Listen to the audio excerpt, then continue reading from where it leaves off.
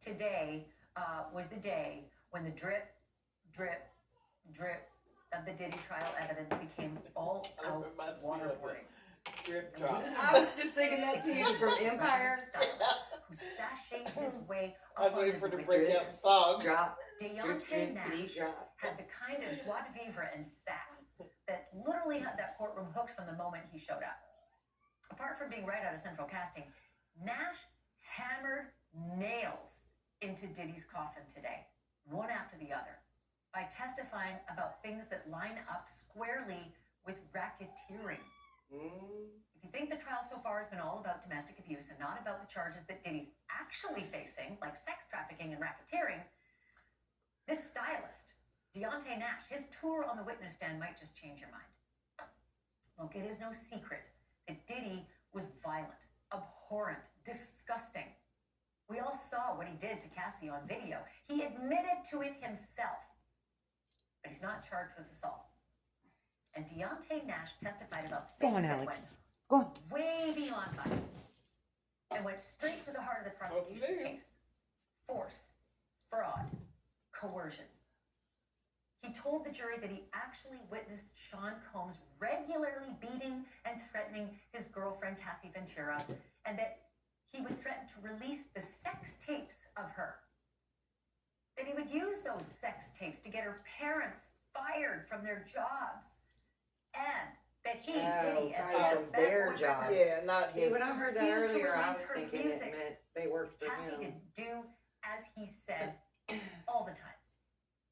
If you're keeping score, that kind of behavior from a guy at the head of an enterprise could easily be seen as the jury as extortion, coercion, forced labor, all the elements, the racketeering charges that Diddy's fighting. Stylist also testified that on Cassie's 29th birthday, she confided in this stylist that she did not want to participate in Diddy's planned freak-off. After all, it was her birthday, not his. Maybe there were some freak-offs that she enjoyed, and maybe there were some that she did not, but felt she had no choice. For the record, forcing your employee, using your enterprise and your power at the top to have illegal sex with prostitutes that have crossed state lines, that's called sex trafficking, friends. It's called forced labor. And that is what Diddy is charged with in this trial. But this trial has so many people asking the question, what exactly is RICO? Technically, RICO stands for Racketeer Influence Corrupt Organization. Yeah, I'm gonna ask. Fully putting it in glass this time, man. I ain't drinking out of no can no more ever. Like an umbrella I want no mouse bunched pee all in my together a mouth. whole bunch of different crimes.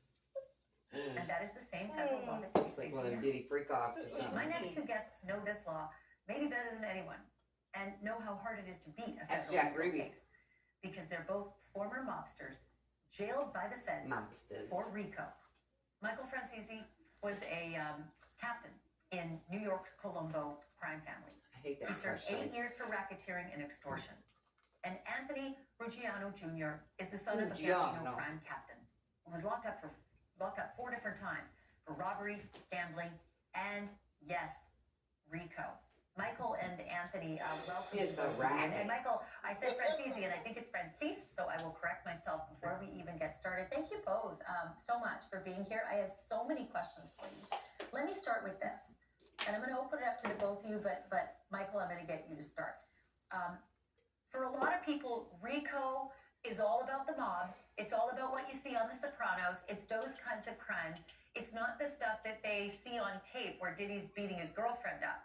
But I know that you guys have had a chance to kind of look into this case. You've heard what I just said in the opening of this case. So do you think that this is RICO, or are you scratching your head? No. Well, first of all, you can say my name either way, Francis or Francisi, so you're correct. But I will say, the RICO statute was definitely created, I think back in 1970, a fellow by the name of DeBakey created it specifically to go after the mob. No question about that. It certainly evolved over the years because the government obviously can use a law in any way they see fit. They they've gone after Wall Street people with it and a lot of other people. So they'll use it outside of the mob. What's a little bit confusing here is normally there is a criminal enterprise that's involved, a group of people. I had 3 racketeering indictments, 2 federal and 1 state. And in each case, it was the Franzese family, the Franzese group as part of an enterprise, and I had a lot of co-defendants.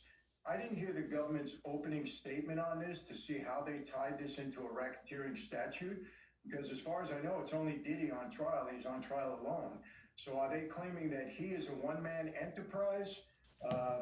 That's what's kind of confusing to me, because the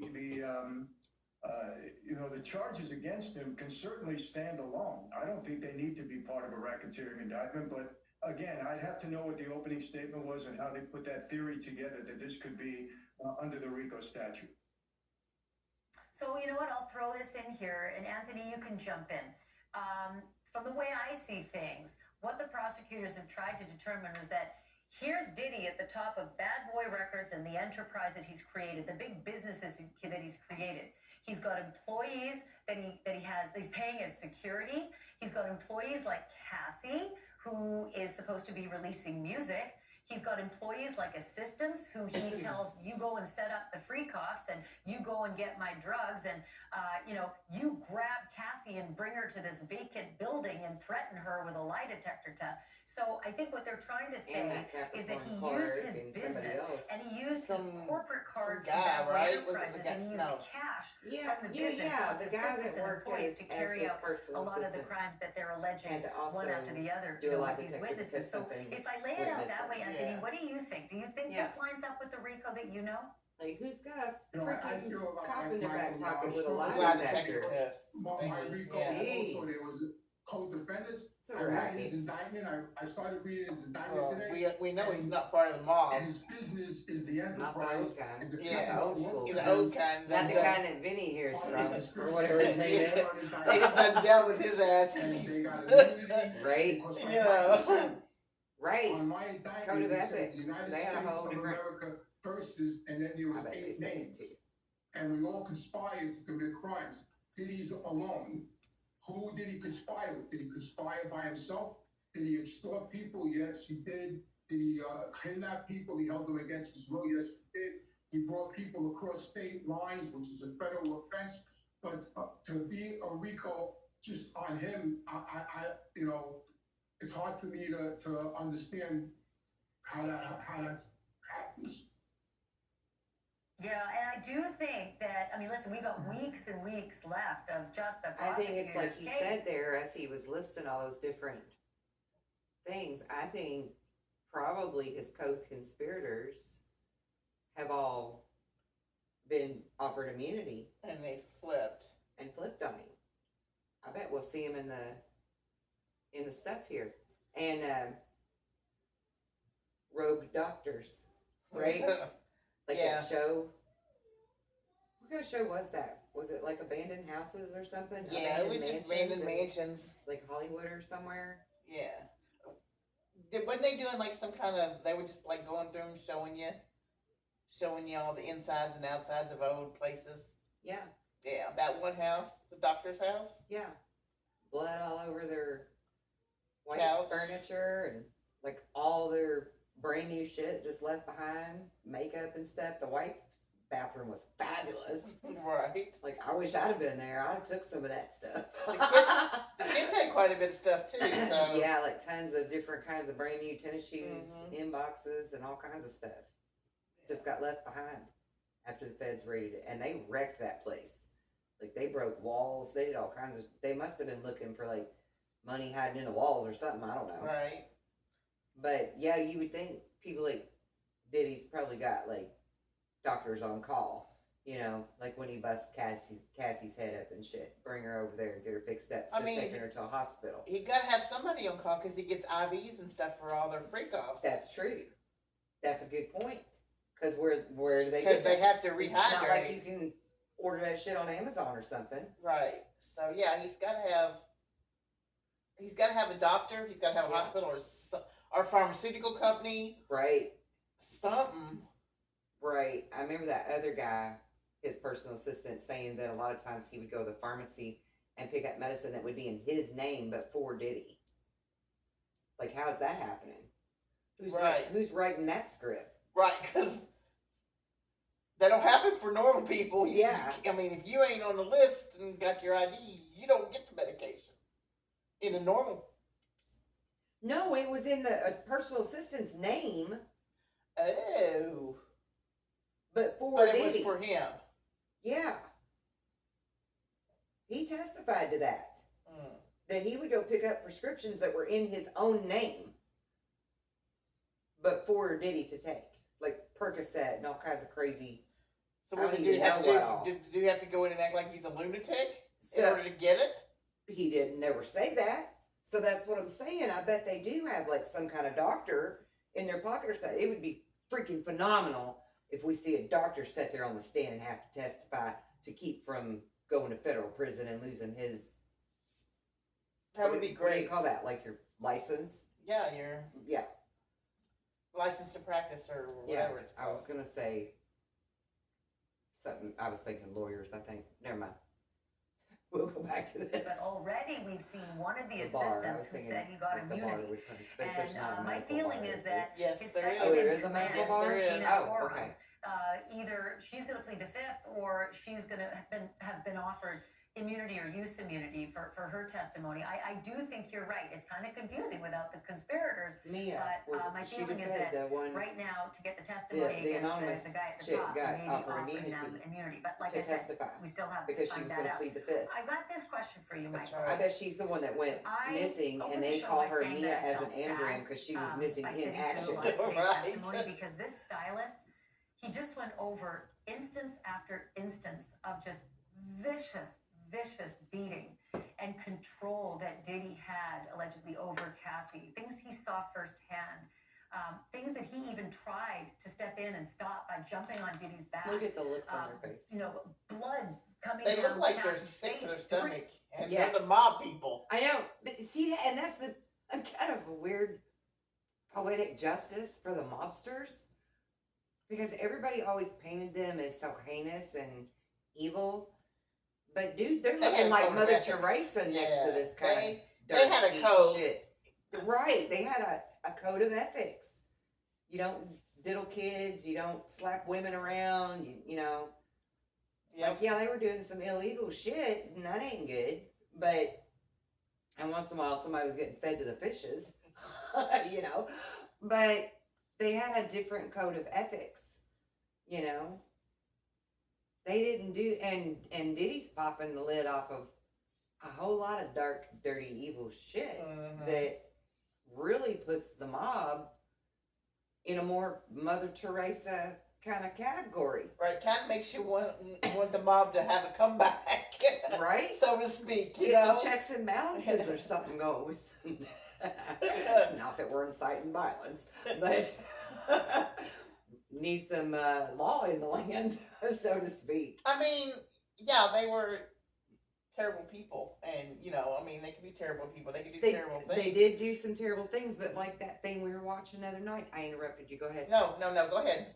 That thing we were watching about Jack Ruby the other night, being there, you know, when President Kennedy was assassinated and Lee Harvey Oswald had gotten arrested, and you know, the people that were talking about him, they were saying, you know, all these people did do criminal acts, but they were still respected each other. They had a mutual respect. You know, they stayed in their own lane. They weren't like, they didn't have a beef with somebody unless there was a reason to have a beef with them, and usually that was because you messed with somebody in their family. Right. Or mess with their business. Right. Right? Those were the Stay out, two. stay in your lane and don't mess with my business, and we're good. Mm. So they had like ethics, right? Yeah. Maybe not the best ethics, but they were ethical on some level anyway. But they had a do not cross line yeah. for them. Like they. Yeah. I mean, you take somebody like Diddy today, and let's say the mob was still well and alive. He couldn't cross borders and get away with shit. They'd be on the phone calling the Irish mob or the whatever, you know, maybe there's Virgin Island mobs. Who the hell knows, right? But they'd be like, hey, this dude did this, and he's in your territory now. And they'd be like, what? I don't want this mofo in my neighborhood doing all Right. this. He ain't gonna be doing stuff to children and whatever, you know. Like, they wouldn't have it. They wouldn't have it. They'd have nipped him in the he wouldn't be fed on him court. to the fishes. Yeah, he wouldn't be in court at the telling moment. Yeah. And again, this is for entertainment purposes only. We are not inciting violence or crime. Now, let's listen to the mobsters. One of the beatings that Diddy allegedly turns around and says, look what you all made me do. And I wondered about a guy like that. Now that this is all coming out in the They public, just look if disgusting. Diddy's convicted, this is not the kind of behavior that I used You to don't look like hear about mobsters the either, mob. really. They beat up Told you the that one guys, guy but looks they like didn't he's beat up Vito's and husband. girls. Right. Scary. Right? Do you Looks see like a Larry. big difference here with the kind of behavior Diddy's accused of doing compared to the behavior of mobsters? Oh, absolutely. And let me say this. I always yeah. take the position, you know, You someone's hear? innocent. Here. Let me back it up so we can listen again to that question. That might have been too far. Kind of behavior Diddy's accused of doing compared to the behavior of mobsters? Oh, absolutely. And let me say this. I always take the position, you know, someone's innocent until proven guilty. That's just my position all the time. However, we have seen certain things. I think everybody has seen the hotel video where he was obviously beating her up, and the testimony has been absolutely despicable. And nobody in my former life would ever approve of something like that. And I think Anthony will vouch for that. We didn't beat up women. We didn't do things like that. We were taught to respect women in a big way, especially our families. So, you know, in our life, if you violated another made man's wife, daughter, sister, mother, you're in a lot of trouble. So we didn't stand for that in any way, shape, or form. And like I said, you know, the acts that are being described here are disgusting, despicable. You know, if somebody like that was in our former life, he wouldn't last. You know, quite honestly. See? You know, and again, I hear you on that one.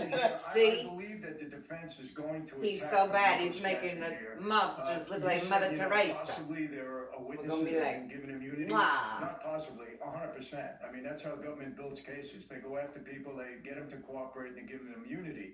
So like Anthony said, there's probably several unindicted co-conspirators here that all decided, hey, Boom. we're not going to take the fall, we're going to cooperate. We're going to testify, and that's why they weren't indicted. So I would believe that what Anthony said, that, you know, they're Some of going to the use the big theory name that you people said, that the whole that's not Bad Boy speaking Records out. was a criminal enterprise. He was at the Well, top of it. He used these other people to implement these his people were here criminal to schemes, testify even. and that's how they Had charged to have him with been RICO. offered But immunity these because acts they are were just- accomplices. You know, They you know, were the real witnesses question to the is, thing. Yeah. Whether it's you gone do for the crime 20 yourself or not, years. being in the room 20 makes years you this was guilty. going on. A guy as high profile as that, and I've said this And that's before, going to include all and them nobody higher gets ups charged that for were it. It's in the allowed to room continue seeing for bad 20 things years. happen There's no to question that all people knew ages that of this was people going on. There were high profile and people doing involved. nothing about How it. does something like this go on for 20 years? Anthony, you know, in our former life, this wouldn't last a year. You know, people would be down in. Did they just block that out? Yeah, you know what, What Anthony, he said? I'm gonna get you to dovetail on that. I was kind of because zoned out because that guy caught me off guard. He looked so much like a young Richard Pryor. I was wondering if he's his kid. So I didn't even hear what they said. Let's back it up. You can't hear them. A year. You know, people would be down in. Definitely. yeah, you know what, Anthony, See? I'm gonna get you to dovetail on that. Do you see what I'm because saying? They did mute I him. want to know if Diddy's convicted and he ends up spending the rest of his life in a federal prison. Given what we know now, the filth of his behavior, the absolute filth of his behavior when it came to how he treats women. One woman, absolutely. The others, so far, it's just an accusation. How will he fare behind bars? Well, I have two scenarios. If if the BOP buries him in like a Marion or the Supermax in Colorado, he'll do a terrible bid. But if he goes to, my opinion, if he goes to a regular federal prison, he's going to be fine because the kids there, the people there, he has a lot of money. He still, he's in the music business. Everybody wants to be a hip hop artist. He's going to do fine in prison. He's going to do a good bit. He's got a ton of money, and he's going to do fine in prison unless the BOP buries him in a Supermax. That's the only way he's going to have issues. Other than that, I don't think he's going to have a problem with a certain group of people. Maybe mob guys might shun him. I'm sure people might throw, innuendos at him. He might have a fight or two, but overall, I think he's going to do fine in there because of who he is and all his money. Just like Madoff did fine in there and all these other criminals. Tell me But why you think Madoff is he no would have a comparison. tougher time at a supermax. What would be the difference, and what would that tougher time look like? He'll be isolated. You get an hour a day. He'll be locked in a cell 23 hours a day. He'll have no rep. He'll have no contact to the outside world. He'll have nobody to talk to. He'll be just alone, isolated. And that's hard on a person. Did you see to be what isolated like that. the name of his But you know what? maybe If you go to the shirt, Target their on pod, your back their- because what of the do you way call it? you allegedly used women as punching bags for 20 years, What? maybe it would be. Did you see what the name of his little thing where where they're talking to each other? It was called Reformed Gangsters or Mob Gangsters or something like His that. shirt says that. Oh, does it? So did the Yeah, Reformed Gangsters. It's on his Yeah. shirt. I'm like, shit.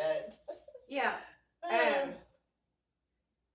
I like that. And I like the name of hers too, Drop Dead Serious. This Ashley Banfield. I really like her. She's on Newsmax. That's where I know her from to begin with. I like her. I do too. But I wonder if they've got a podcast. We'll have to look that That's up. what I'm saying. That was the name of the podcast. I seen it come up. Was it the name of a podcast, or was it just like his Zoom camera name or whatever? No, because like my I'm Zoom pretty camera sure- says Earth Song on it. No, I'm You pretty know? sure it said podcast on there. Okay, well we're gonna look it up. We're gonna see if we can find them. I like hearing what the gangsters got to say. Be better to be isolated than the alternative. Can't thank you both more for being so candid about your past and helping us to sort of understand what's at stake in this federal courtroom. I'd love to have you both back. Michael Francis and Anthony Reggiano, thank you so much. But I like what she said there, or what he said there about he might have some issues in prison with a couple of groups of people, and then he named them off because, like he said, like we said, and then he said, code of ethics, right? They have this code of ethics. And I can remember being a kid, and we would go to Hot Springs, Arkansas, and it was like neutral zone for all the mobsters, right? I mean, my dad knew them people. We would rub elbows with them and other people. Bill Clinton and all kinds of people would be there, Right. John Wayne, like lots of people. My dad was actually friends with John Wayne, but there were like Al Capone type people there, with their families. Total neutral zone. Like they all get along, Right. On some like Rodney King, they all get along, right? On some level, and none of them tolerate that kind of shit that's going down. And, his particular charges are like human trafficking and kidnapping and big time RICO charges, right? Holding coercion and holding you against your will kind of stuff. And you can argue the mob did those kind of things too, but like for their dancers or their escorts or whatever. Right. And granted, allegedly that's also what Diddy was doing it for, but also allegedly he was taking underage people against their will or through drugging them first or whatever and then taking them across the line. Yeah, it didn't matter. And like that's some pretty big deal stuff. And a lot of these, like you said, a lot of these people that participated in some of the stuff didn't even know they were participating until after the fact, because they dropped Mickeys and roofies and stuff in their drinks, and they didn't have a clue. Right, and then videotape them and for then blackmail. videotaped them. And that too, that's a good point, because that's another code of ethics thing that I feel very certain in saying that mobsters would not tolerate. That whole videotape blackmail entrapment bullshit when people they're out of their mind on drugs or whatever and don't even know what the hell's happening. And then you show them the video and you be like, you got to do this for me now. or I'm releasing this. Yeah, because I mean, And I guarantee that's how they got politicians and different ones in their pockets. Yeah, because the mob would be just like put a cap in their ass. Pretty much. I mean, pretty much, because I mean, from what we know about the mob, allegedly, right? They didn't play. There was no playing around. Yeah. When it came to their women, just women in general, I would say I believe they're pretty respectful. I would say women in general, because it's somebody's and mom, children, somebody's daughter. Yeah, children in general as well, because they all are raised with the same respect we're raised with women and children, you know. And then that's just like the old school way of doing things anyway, right? The women and the children are sacred. They're not to be mistreated and slapped around and treated bad and stuff. And I mean, I can't really speak on how much they might have blackmailed some people to get their way about some stuff, because I don't really know. But I feel like even in that, even if they were doing that, they again have a limit, a code of ethics. to how far they'll go. Yeah, and I don't even think I can ever remember hearing anything about them drugging people either. No, me neither. It just didn't. Yeah, I think that's part of their code of ethics. Yeah, they just didn't. I mean, as far as somebody wants to my do knowledge, drugs, they didn't do that to people. Right. Like they would probably sell it to you, but I don't think I've ever known of them like sneaking drugs into somebody. Roofing people. Right. Yeah. Yeah. That's more of a, CIA and Epstein Diddy kind of thing. Right.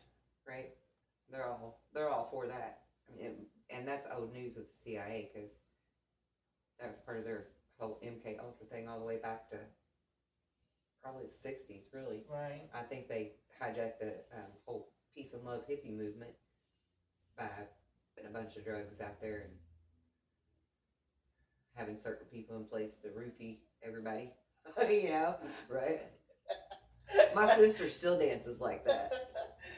Oh shit! Oh, I'd love to live to been. She was in that. She's 100% flower child. She's all about the sex. That would have been peace, love, and happiness. And lots of sex with strangers. Apparently. No, I don't want to do all that. But she was all about all of it. But it just seemed like it was. She was into all of it. Band groupie, the whole deal. She was there. I could be a groupie if I would. I mean, I could be a groupie. I could follow people around. She would ride on buses with them. I'd be a little stalker girl. She'd ride on buses with them. She'd hop a train if she had to get to the next place. She was that free wild child, for real. Like, for real. She was all about it. I had a friend once who was, I worked with her, and she was an older lady, but she was, what is it? Is it Joe Perry from, she'd kill me because I can't remember.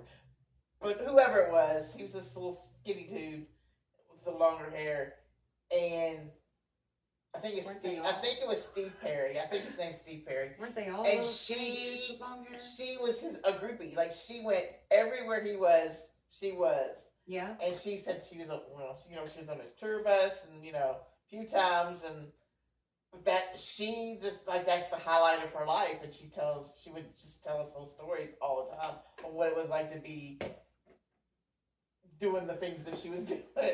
And that she's, if she was able to today, she'd still do it today. Yeah. Like, well, I'm sure my sister would too. What was that, the Deadhead group from back in the, late 70s, early 80s? Some of the members went to Days of the New after that band fell off. Not the Dead Presidents. What were they called? They were kind of a metal type band, right? Or the whatever you'd call hard rock back then. Yeah. They're sort of in the Ozzy Osbourne, Megadeth, Pantera kind of genre, but it was something about dead in their name. The Grateful Dead? The Grateful Dead. Thank you. She was a groupie for them, And she was a groupie with Aerosmith back in the long time ago day when they were like fresh, when they were like new, babies new, and not real popular yet. She was fucking groupie that rode around with them everywhere. And I swear, every time I hear that song, Janie's Got a Gun, I'm like, that song is about my sister. I can see that too. Because she's such a fucking loose cannon, man. I can really see that. And not that any of that shit ever happened to her that's in the song, but she probably, I mean, I can see her on some drugs lying her ass off about some stuff just to have their attention. You know what I mean? Yes. Like she's that kind of person, right? Where she'll draw you in however she can. Yep. But yeah, she always carried a gun.